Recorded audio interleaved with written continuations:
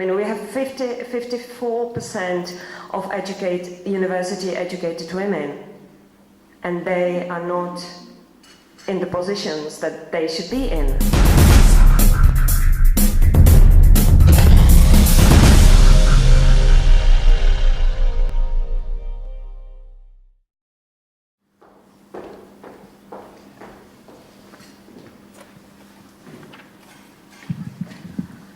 I'm too short so that you cannot see me, but the most important thing is that you will hear me. Thank you very much for the introduction. I do not need to repeat what Petr Šimunek has already said.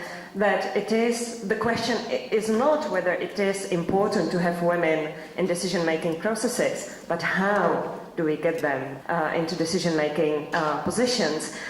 He was actually very positive about the numbers and percentages of women in decision-making. It is actually not, or it is only in a few countries that it is 10 to 12%. Scandinavia or Turkey 12%, Italy 11%.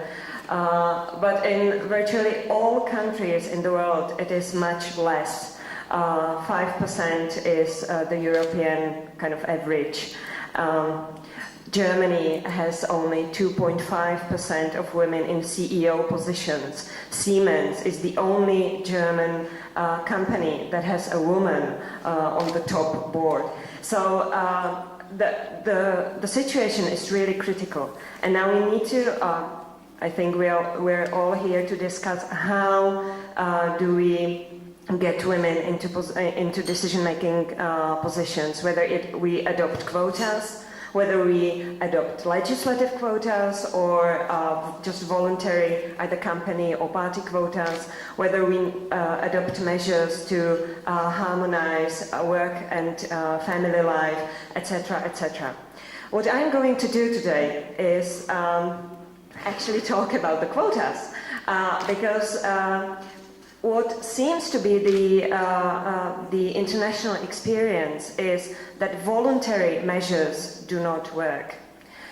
In Norway, for example, when the discussion about introducing the law of 40% of women into boards was first discussed, the companies were objecting to this law. We do not have, there are not educated enough women.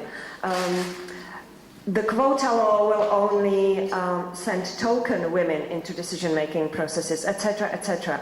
These were the objections, and these are the objections in the Czech Republic too.